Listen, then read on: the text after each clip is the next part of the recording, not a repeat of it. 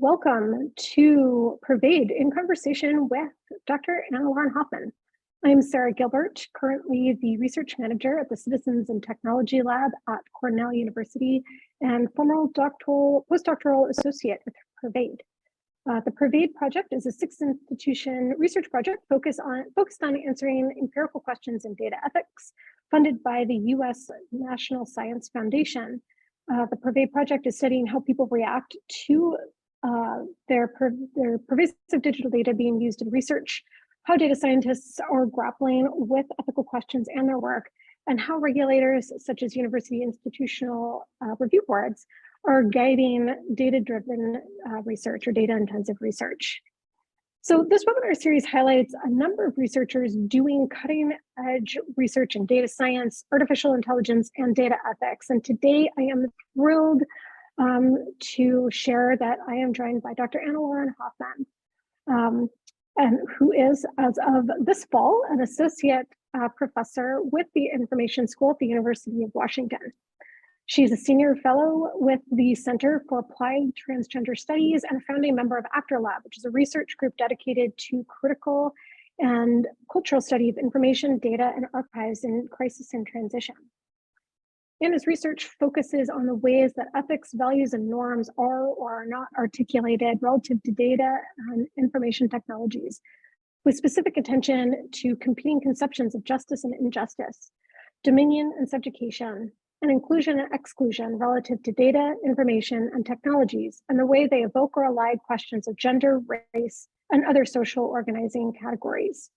Her work has appeared in New Media and Society, the Review of Communication, Library Quarterly, and Convergence, the International Journal of Research into New Media Technologies. So thank you so much for joining us here today, Anna. So the way that it's going to work is that I have a series of questions, but the audience is also welcome to ask questions at any time. You can just use the Q&A function, and hopefully Zoom will pop that up for me so I can see them and share your questions with Anna. So thank you so much, Anna. First up, tell me about your research and what's exciting you now. Well, first of all, thank you, and thank you for that lovely introduction. Thanks for having me. Thanks to PERVADE. I've been an onlooker to PERVADE's activities since the inception, and so I'm really excited. The set of conversations that you've cultivated here some years into the project. It's really and flattered to be invited. What am I up to, and what is exciting me? Well, I think like many of us, what am I up to whatever extent I can? I am trying to reassemble the pieces of a research agenda after a couple of and continuing years of a pandemic, which has disrupted work and life for so many of us and continues to as well. So instead, kind of one of the things that I did, I think, during the pandemic, and it was part coping mechanism, part where I was at in my career. I was putting in last summer, I put in my tenure materials. So it was at this kind of transitional stage in the middle of this thing. I have two small kids, a 4-year-old and a 1-year-old, and so it's really been a time. And I really retreated into reading, and I actually ended up cultivating over the course of the pandemic a reading habit that I hadn't had since probably grad school, honestly. And that was a kind of retreat into ideas, into a kind of cocoon, to say, all right, this is going to be a time. This is a time where things have been upset, things are shifting, and that has been really generative and rewarding. I've read far and wide, and so when I think about what's exciting me right now, I immediately start thinking about works, things I've read, bodies of work, some of it familiar to us in our in domains relevant to PERVADE, and some of it more broad. And so I think my sort of sustained wells of energy over the last couple of years, I've been really I've just sort of rekindled my appreciation for Louisa Moore's work, and both the last two books, Politics of Possibility and Cloud Ethics, have been major inspirations for my thinking. I've also been really energized by sort of more recent, maybe the last 5-6 years of historical and cultural studies work on entanglements of social life, knowledge production and eugenics in the 19th and early 20th centuries. And I'm thinking here in particular of Kyla Schuller's Biopolitics of Feeling, which I've read multiple times since it came out, and Jules Gill Peterson's Histories of the Transgender Child, which has also been a fabulous source of inspiration. And kind of going back to some of my grad school roots and time spent in philosophy departments, I've also been thinking a lot about and very appreciative of more recent reappraisals of Foucault's project of critique, especially reappraisals that situate that in the longer sort of Kantian critical projects, interrupted or remixed by Nietzsche, however one wants to put it. I'm thinking here of like the philosopher Amy Allen, Colin Koopman, and that has all kind of felt like it has been the fertile ground for things I've been thinking about. Closer to home, just a couple of shout outs and things I think are really exciting. Nikki Stevens' work on conceptual reverse engineering machine learning models by hacking sex toys has been just really inspiring and fascinating work to watch. And I was privileged enough to read a draft of the dissertation, which got defended earlier this year. And it's there's some really spectacular stuff in there. And then I also want to shout out Daniel Estrada's paper, Human Supremacy as Post-Human Risk. I think it gets situated in the robot rights conversation, but I think its value is much broader than that, and I would call it maybe, like, in my mind, is one of the most criminally underrated papers that has come out in recent years.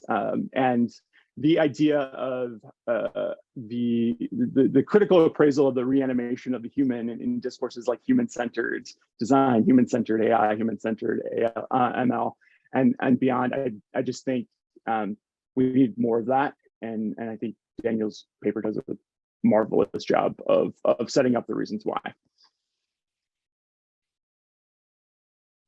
That's amazing, Anna. Thank you. I just wrote down a whole bunch of those, and I'm also really glad that this is recorded so we can come back to that amazing reading list you just gave us. Thank you. Yeah. None of us, no one thinks alone, and so this is that's all the stuff that has been on my brain for the past couple of years. Great. I'm really excited to see how it goes through your brain and out into the work that's coming out. Just reading a lot of your work, I've just really admired how you draw on people's words and their thoughts and things like that. So I'm really excited to see sort of how this ends up manifesting in the work that's to come.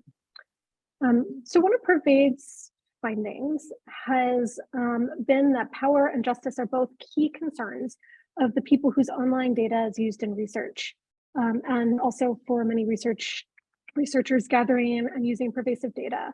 How do you think about power and justice in your work? Yeah, so this is really,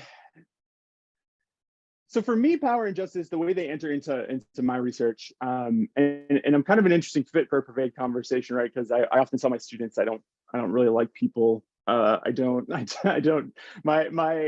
sort of evidence or data from my research are texts of various sorts, and I don't engage a lot of I don't do sort of interview work or ethnographic work or work with research subjects in the way that that PERVADE is often focused on them. But I think my work is in conversation with that, insofar as I really have come to view terms like power and justice, when they come up, when they are raised and they are made salient, To me, rather than a sort of a claim or a prescription for action, I think of them as signals.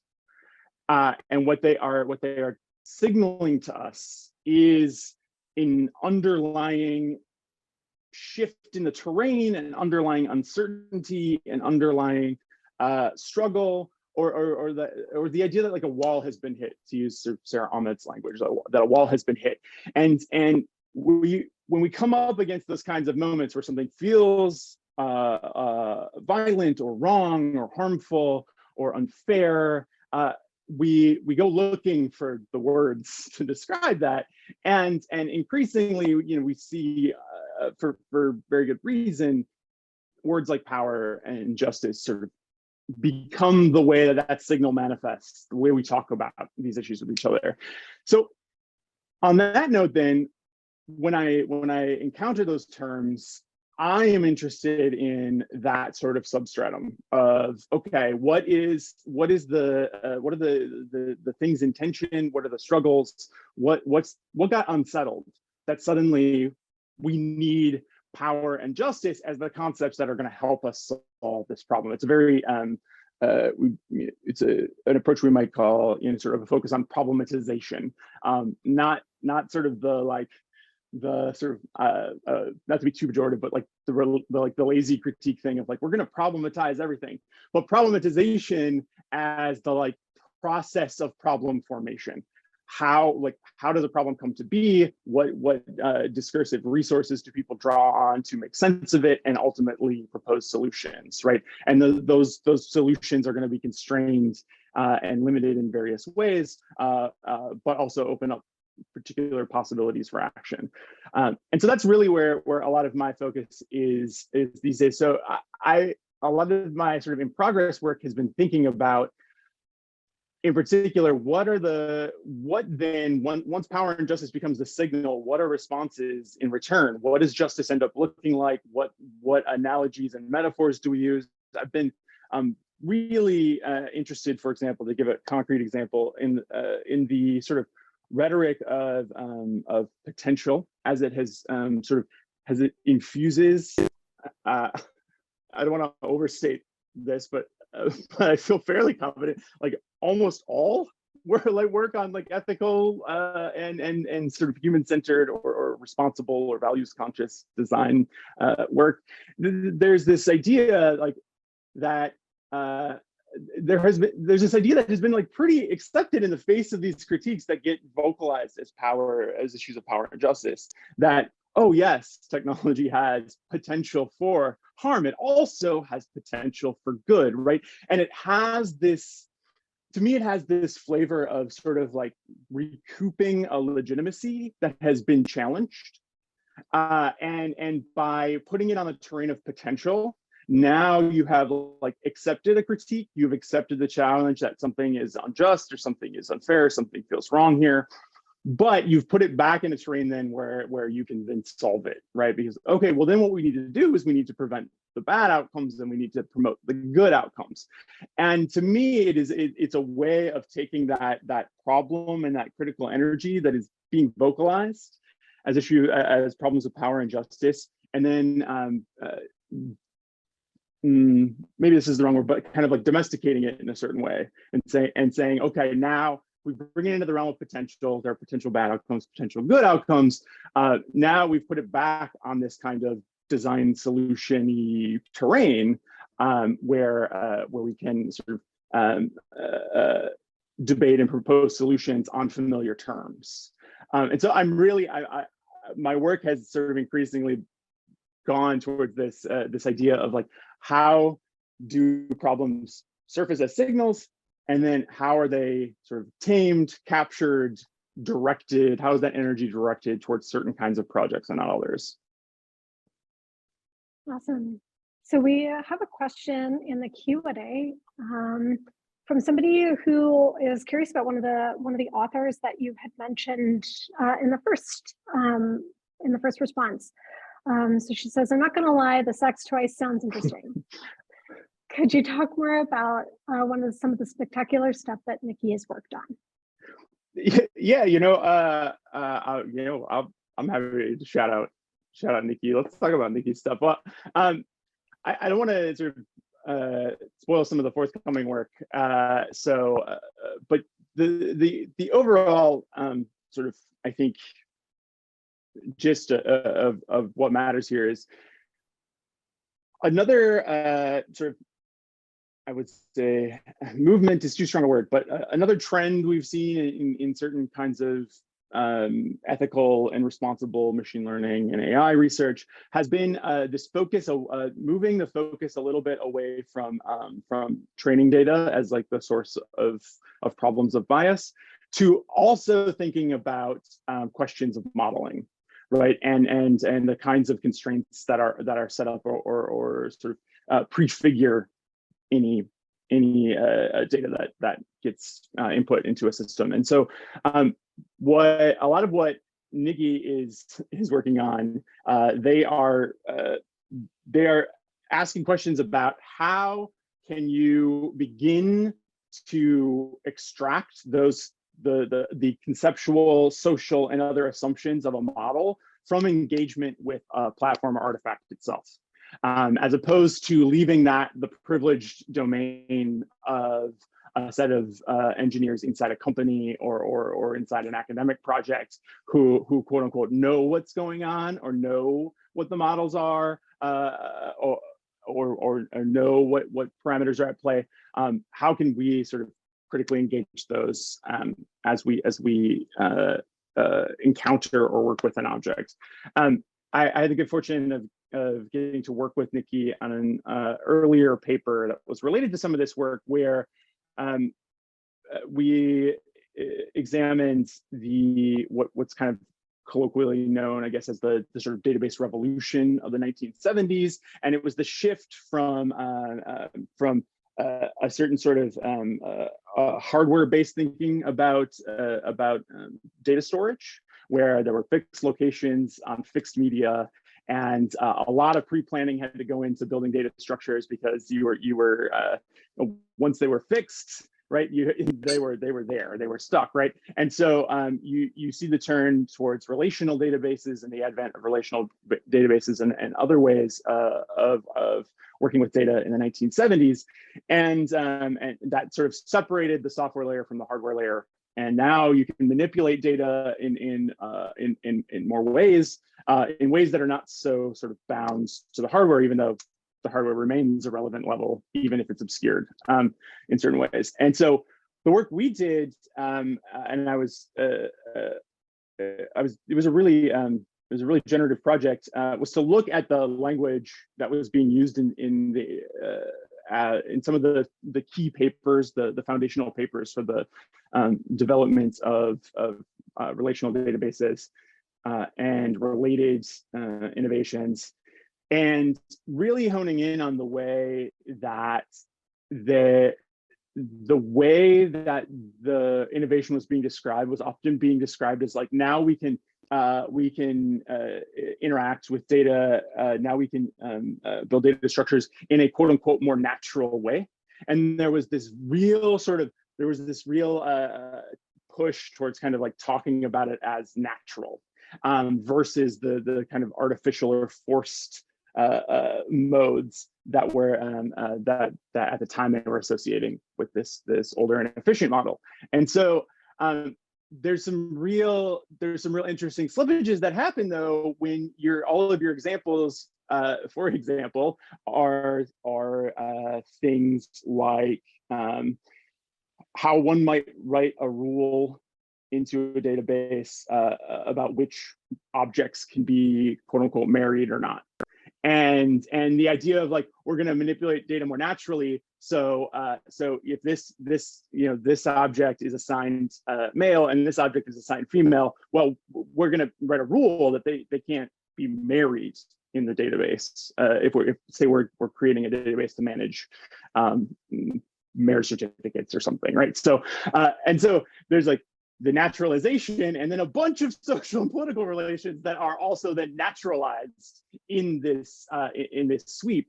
And we really focused in particular on the naturalization of sort of white interests, whiteness as a sort of ideological, what Simone Brown would call prototypical subject, that then comes to orient what we're going to design for, what we're going to do, and then we call it all natural.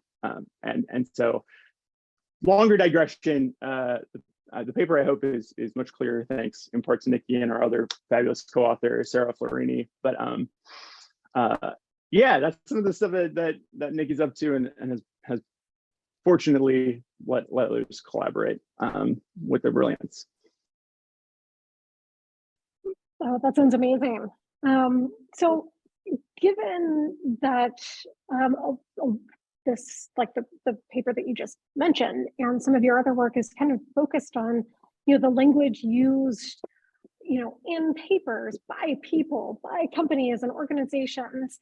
Can you tell us what you think the state of norms or agreement about sort of best practices are, or what we should be doing, or what that sort of like ideal is? Like, what are the possibilities and limitations of these kinds of like ethics codes, or the way that we write about ethics in these works? Yeah. I think so. This plays into two things that I've been thinking about, and one is kind of like the nature, goals, and state of critique, or what we might call kind of tech criticism broadly. And I need to give a shout out to Daniel Susser, who's a philosopher at the iSchool at Penn State. I've been developing some of this in conversation with Daniel. It's been really great and generative. But there is a way that I think we often, and when I say we, I'm talking about a collection of scholars who would identify as doing as concerned with ethics and values in technology, or sort of critical blank studies, critical information studies, critical data studies, and so on. And I think there's a way that we often kind of repeat the like, tech is not neutral mantra. Platforms have politics, artifacts have politics, categories have politics, and we've been doing this for a while, and I think we're kind of so used to doing it that we haven't necessarily noticed the way like that. People think that now. Like people, I think that lesson has actually been absorbed, and I think it's a problem. And so let me back up a little bit. In that, I think that you see the emergence of not just sort of these value statements and ethics codes, which there's a different sort of genre of professional codes of ethics that they tie into to some degree, but they're often very. Some of these codes diverge a lot from conventional sort of professional codes of ethics about conflict of interest and the sort of basic sort of business ethics things, to make these grander claims about like fairness and morality and society, et cetera. So they really are doing something a little bit different at times. And between that and then on the flip side, the kind of uncritical like boosterism that like tech is going to change this, tech can help us be better people in this way, can help us have spend more quality time with like, people know that tech has values. People know that there are politics at play, that there are good and that there's sort of the potential for good and bad. I think people eventually absorb this more than we often say. I guess maybe we don't want to give up. That's our brand. We know we get to be the ones who say tech's not neutral. You can't do that. What are we going to do if we can't? It's not ours anymore. But I say it's a problem, and here I'm thinking in particular about Andrew Dilts, who's done a critical theorist, who's talked about sort of the nature of critique in the context of abolition, and he has this really great line that I think about a lot, which is the moment when calls for reform of a practice or institution appear as intelligible is where the work of problem definition has ceased rather than begun, and to me, this is this is where the problem, like the issue emerges, in that the kind of non-neutrality of technology and the way it has been sort of diffused by this attention to certain pro-social values, to designing for to human-centeredness, is that the question of the problem kind of goes away. Now it becomes this, like, now we've settled the problem are values, so now we just design for the right ones, right? And so we kind of have we miss that critical layer of where we, and when I say critical layer, I'm referring to critique as the practice of like making sense of the frameworks of evaluation before one evaluates. And I think there's a lot of stuff that calls itself critique or criticism, but that is very much situated in this like sort of post-values move, where we've accepted that technology has values, and now we just design for the right ones. And a lot of critique is really just kind of a moralizing judgment in that chess game. And it's not sort of asking critical questions about what are the limits of our ethical imagination? What are the epistemic and discursive conditions under which consent in certain models emerges as the correct response, where justice, certain modes of justice, distributive justice, for example, or we've seen increasing talk of restorative justice and reparative justice in the context of technology harms. Right? That is the point where as an individual researcher, I'm kind of done, because to me the problem has been solved, or has been settled at least, and now we're going to debate which values and when. And I think it's a shame. I think that that kind of deeper critique, that grasp of limits and horizons in a very kind of old school critical theory sense, but is what we lose once that lesson has been kind of internalized.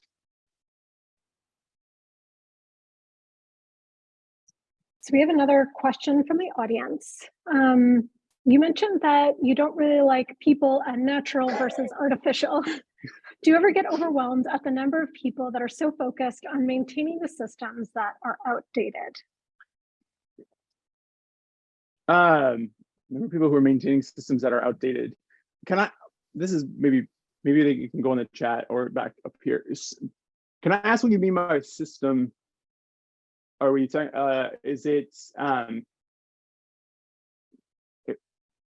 sort of, are we talking about sort of socio-political systems, cultural systems? Or are you talking about technical systems? Do you know? Maybe the person, technical systems. Okay.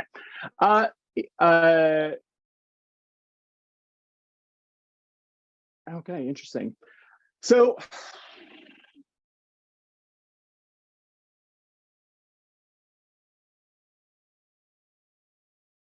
I'm having a hard time figuring, I'm thinking about how to answer this question. So I don't think a lot in my work about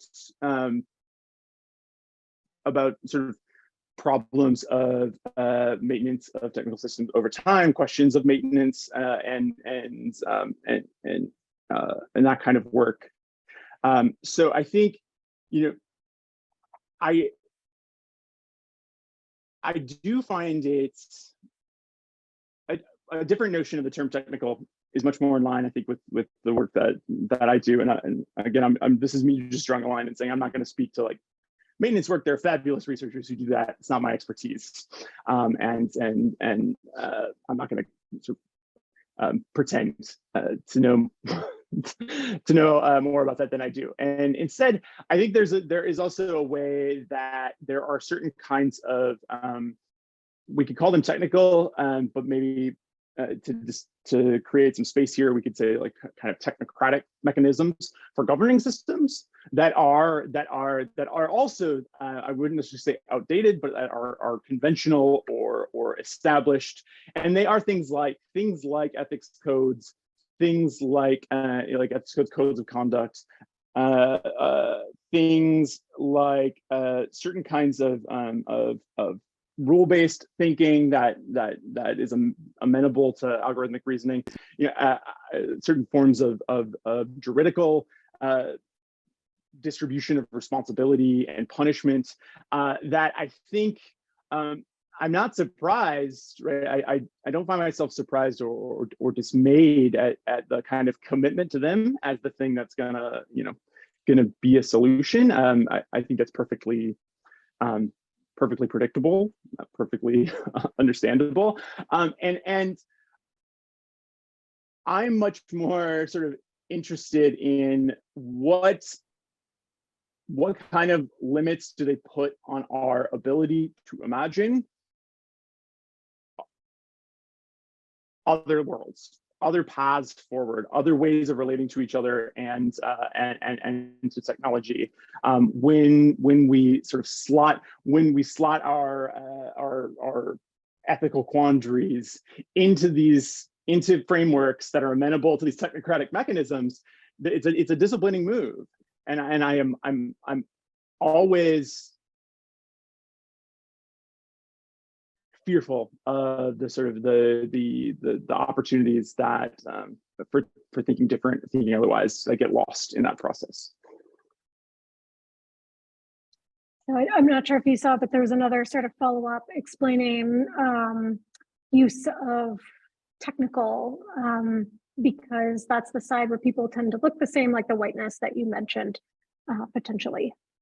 Oh, okay. So the idea of like particular kinds of homogeneous workforce and working on particular problems. Yeah, I'm sort of, unlike some of my colleagues, I think I'm sort of less concerned about the specific sort of identitarian makeup of particular groups of people, whether it's engineers or it's academics or computer scientists or something. I'm sort of less concerned with that, not because I think it's unimportant, but because I think that there's a way that if we focus on the sort of the identities of discrete people and discrete groups, we miss the way that certain hegemonic ideals like whiteness can be propped up and furthered by people who are also not white, right? Like there's nothing sort of specific about structures of dominance and oppression that says that the oppressed can't also participate in continued domination. This is the lesson from Frantz Fanon, right? That the subjugated have a role in their desubjugation, because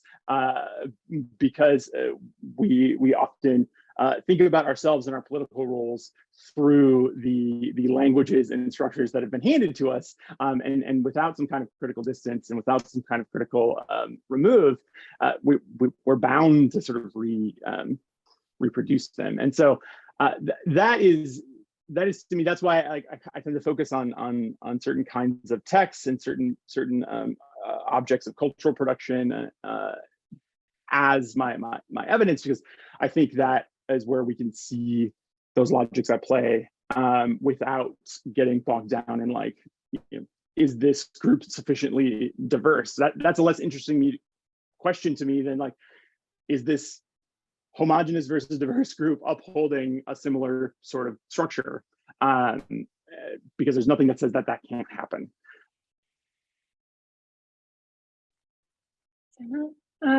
So we talked about what scholars were looking at ethics and like how we're like what we're doing and some of the problems that are coming out of what we are no longer doing. Big tech companies are also making all kinds of statements about values and movements towards ethical design. Like a recent example I just saw was that Instagram is now interviewing users about race, just trying to like make the platform fair, because that's like a great solution for that problem. And I guess I'm just wondering, like, is there potential for ethical tech? And like, what can we learn about these technologies or these companies by looking at these kinds of value statements and the ways that they're trying to like operationalize ethics or ethical technology? Yeah, yeah. One of my, one of the moves that I make mentally when I'm thinking about these kinds of initiatives and efforts is, I think that we can read them as, and I'm certain that some practitioners and some people involved undertake them in this way as these as sort of well-meaning progressive efforts to create more inclusive, create conditions of inclusivity, to reduce harm for certain populations or subjects on platforms, and that's great. Like that, I have no snark, nothing about that. I think there are efforts that there's real genuine meaning behind these efforts, but then I also think, at what point then is that work done, right? This is again coming around to a different way of thinking about limits or horizons. And so, okay, so they're conducting this kind of research. It's ostensibly to intervene in the design of something. When is that work done? And how can we kind of suss out from things like ethics codes, from things like PR statements, values commitments, et cetera, that world, right? The world where that work is done. And to me, that is often really insightful, insofar as you can start to see that, like, it's sort of less about this wholly transformed world, where that work is done because the issues motivating it are no longer a problem, which would be a utopia of sorts. But rather, it's often like, how do we want to get things to a place where people can't reasonably be mad at us anymore.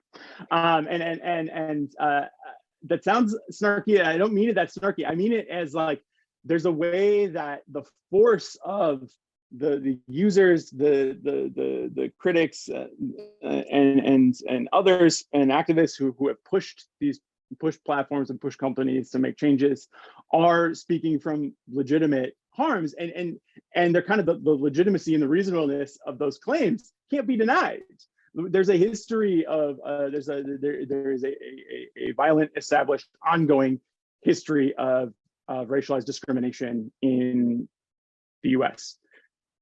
And when you have evidence of that being perpetuated through technology, and you bring, like, that is within a legitimate framework, and that is a reasonable reason to be mad, a reasonable reason to be upset with a platform. And to me, what a lot of this work is trying to do is it's trying to move that line of reasonable and unreasonable. And so they had a policy or design that was reasonable within limits. Now they've been reasonably critiqued, and they need to respond to the reasonable critiques so they can draw a new line, and then the unreasonable critiques can go on the other side. And there's always going to be those. There's going to always be those critiques. So I'm always interested in who gets left on who becomes the unreasonable critic, who becomes the unreasonable activist in the face of this. And I think about that a lot through the context of, in particular, gender norms and gender normativity. There are always going to be certain kinds of embodied subjects whose claims are going to end up are going to be perpetually the unreasonable one, so that this work can continue. And so what we need to do is we need to address all these reasonable angry people, and we move the line. And then I think the critical question, the question scholars and theorists should be interested in, is where that line then gets redrawn. who becomes the next set of sort of people who have been excised or made constitutively exclusive from the sort of redrawn lines of reasonableness.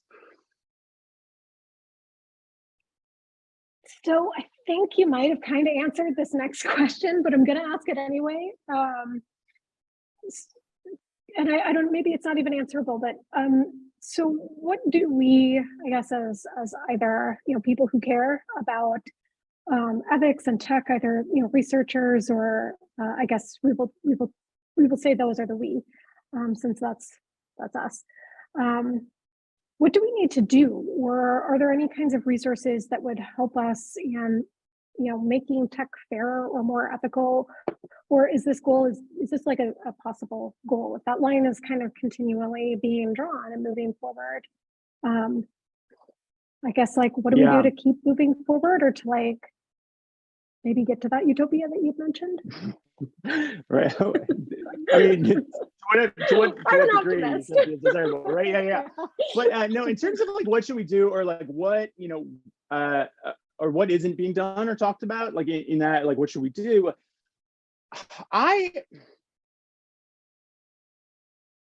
have a tendency maybe to turn inward a little bit to the sort of discourse communities that I circulate in, and I will say that there is in whatever, however we want to rope off what this kind of scholarly tech criticism has become over the last 10 or so years, there is an absolute dearth of critical reflexivity. And I mean this in a generous way, and I mean this in a way that I think it hinders a certain kind of development.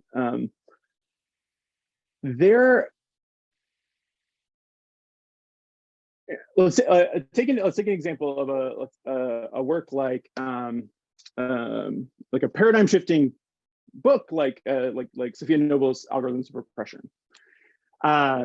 You know, just really like blew open some possibilities for research in the way it approached, for example, search engine results. The idea that you could read a page of search engine results through a lens like a Black feminist sociology or a Black feminist lens, and then that gives you access to or allows you to make certain claims about the set of practices, the system or the code that is producing that page of results, right?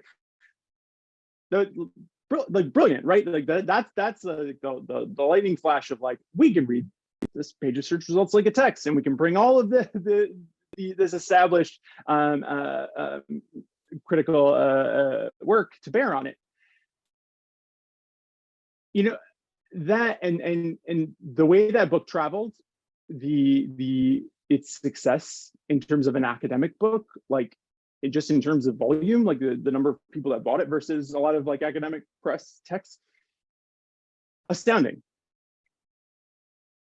Where is, in the time since that, it's been 5-6 years now, 7 years, where is the critical body of work assessing that book and its legacy, its impact, its strengths and its weaknesses, right? We don't have like, where's the I don't want to valorize like conventional knowledge production structures, but like where's like the special issue symposium on blank? Like where are the sort of that kind of critical reflexive move where we talk about and generatively and productively fight with each other? I know fight's like maybe too strong of a word, but you know, yeah, I don't know. I like a good generative scholarly fight, right? And I think there are a number of works like this. I think there are a number of concepts that circulate: techno-optimism, techno-chauvinism, American Broussard's term, techno-solutionism. Like there are a lot of terms that we use to describe these things we're supposedly critiquing, and yet I look around and I'm always wondering, like, why aren't we talking to each other about these things? And to me, it's a sign of like just how, you know, on the one hand, disadvantaged this work is. It's constantly reacting. It's constantly beholden to innovations in industry and academia that are, that move at different paces, that have different, oftentimes more money, in starkly more money. And so to me, that is what would it take to build up that infrastructure or that body of critical engagement with each other, that works to sharpen concepts, that works to sort of iterate and improve work, and improve ideas. I don't know where that is, and that to me is a hindrance to the development of sort of a critically aware orientation towards ethics and values. Strikes me as not too dissimilar to the replication crisis that's happening in like statistics, where like nobody's, people are doing these tests, they're doing these analyses, and we're just kind of taking the findings for what they are, and nobody is redoing them because there's no sort of structural incentive to do it. Like you don't get the Nature paper for a replication study, Yeah, but then there's like there's also a sort of twist here, in that a lot of the work that I think that I'm talking about is not only sort of describing the world in a certain way that we might want to debate, but also making normative claims about the world, right? Like that, making claims about what is just or unjust, what is oppressive or not, and that the way that we sometimes pick up certain works and wield them in that normalizing way, again, to come back to a theme I mentioned earlier about a kind of classic project of critique as trying to identify and articulate the frameworks of evaluation that are, and I think this is how Colin Koopman puts it in the context of the Foucauldian critique, which is like a prologue to judgment, right? So like, what are the conditions that make evaluating these systems possible? And that's just the layer that it feels very our progress as scholars in that regard, it feels very shallow. So we have about 10 minutes left. So I'm going to skip ahead to a question that I would really like to ask, because I know you teach this. How do you talk to your students about things like power or ethics and research practices in the courses that you teach? And then what recommendations do you have for other people who want to talk to their students about these issues in their coursework or in their mentorship roles? Yeah. So this has been one of the biggest sort of ongoing, I guess, kind of struggles with the kinds of work that I do in places that are familiar, I'm sure, to many attendees, right? Places like information schools that are really focused, that especially, or other kinds of schools that have a focus on computer science or data science or HCI or related areas. Doing this kind of work, I often have students show up, and also colleagues will look to me and the few colleagues that I think are also doing critical work in this way, and they want us to be like the moral conscience. Like they want us to, they're coming because they want, we're going to give the moral dictates, or we're going to say what's good and bad, and then the students can then take it back to their labs or their other projects, and then they have tools to justify why they're mad at their lab mate, or why they think a particular work is bad, and overcoming that is just is to me the ongoing struggle, and the thing I'm always trying to work through with students, because one, I think it's a marginalizing position for critical scholars, because you're only sort of wanted around insofar as like you can play this in 19th century terms, like sentimental role, right? Like to make people feel good or bad about what they're doing. And like, and that, if we follow that kind of 19th century parallel, I'm thinking about Kyla Scholler's work in the biopolitics of feeling here, but about how the sort of the weight of social reproduction gets distributed in gendered ways, and who gets to be sort of the builders, the scientists, the engineers, and then whose social role becomes definable only insofar as like they temper the impulses, that feminine urge to temper the masculine drive to knowledge and science and engineering and machines, and to see that dynamic reproduced in our particular context, where we're asked to be that kind of like feminized, sentimental, moralizing domesticator to the thing that is like the real building, the real substance, the real. I resent it. Like I just straight up, like I personally I resent it, but professionally, like I don't have an interest in like sort of perpetuating that that dynamic. And so for me, it's really trying to bring students who have not spent a lot of time in engaging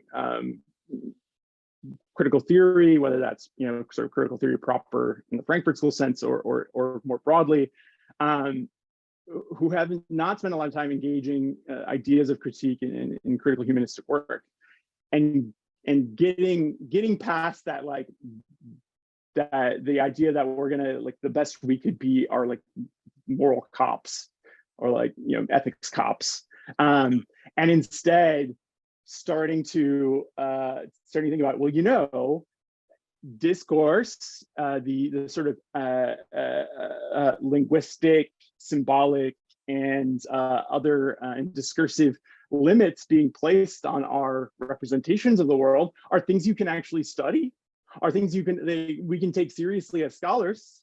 And there are various modes from the empirical to the theoretical to study those things, and taking that seriously as a mode of knowledge production, rather than just confining ourselves to the position of moral conscience or moral police. That's the work that it takes. That's the, like, trying to excavate the students is a challenge. But I say, I mean, there's lots of students who rise to that challenge and who are ready to then take that, create that kind of critical wedge or that critical distance and be like, okay, so how do our evaluative terms emerge? What is the framework within which we then begin to call something fair or unfair, just or unjust? And it's exciting when that happens. But that's where a lot of the work, that's where a lot of my energy, I think, especially with graduate students, goes. So just to finish up with the final question, there's one from the audience, so I'm going to prioritize that. Lots of compliment. Oh. I've got to go, but absolutely love Anna's work in this conversation. Leading ahead is so important. Thank you so much for doing that. Yes, thank you, Anna. So just to finish off, like, we've talked a lot about like what we should be doing and what we're not doing. Is there anything that's working like well, like that we should, like, you know what, we're on the right track with that, let's keep going with it?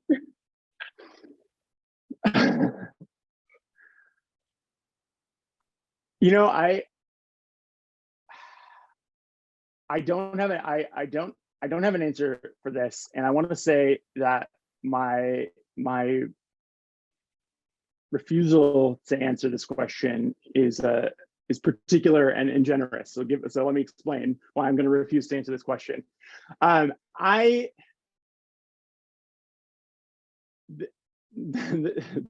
This is hard, I think, or a challenging way of thinking about this question for a lot of folks, and I get it, and it took me a long time, I think, to really internalize this lesson. but and it often gets me labeled a pessimist or cynical or whatever, but it's not. It's not coming from a place of cynicism.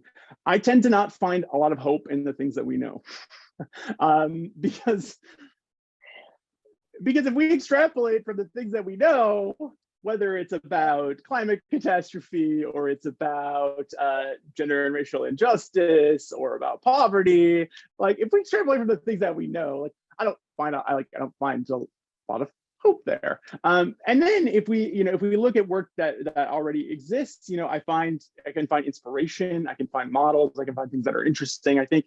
But again, I don't often find hope in the things that we know. And where I sort of locate hope in this conversation is precisely at this question of limits. And this is an insight that Drusilla Cornell has gone on about in critical theory for a long time. But and in some ways it's kind of like an old Kantian insight, right? Which is that there's a limit to what we know, both about ourselves, about the world, about the things that we're designing. And for me, hope exists past that limit, in the things that surprise us, in the things that were unexpected, in the things that are spontaneous.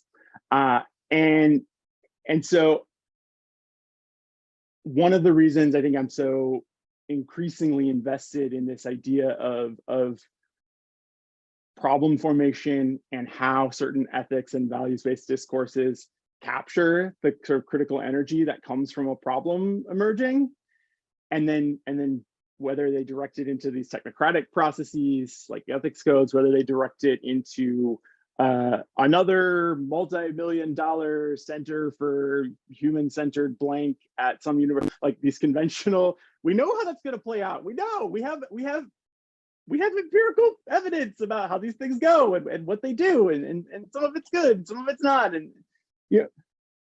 that's why I'm so interested in that process, though, because that is the process by which, like, the moment by which we could get surprised or get sort of captured by established or conventional processes. And so that's that. So I'm going to decline to answer what I think is good, because I think that for me, hope lies in that, like, I'm not going to be able to predict it. I love the reframing of that as to focus on hope. And with that, thank you so much, Anna, for coming in and sharing all of this with us today. It's been so illuminating. It was really abstract. It was abstract. So thanks for letting me, play and think out loud for a little bit. I really appreciate it. Thank you so much. Awesome. Thanks, everyone.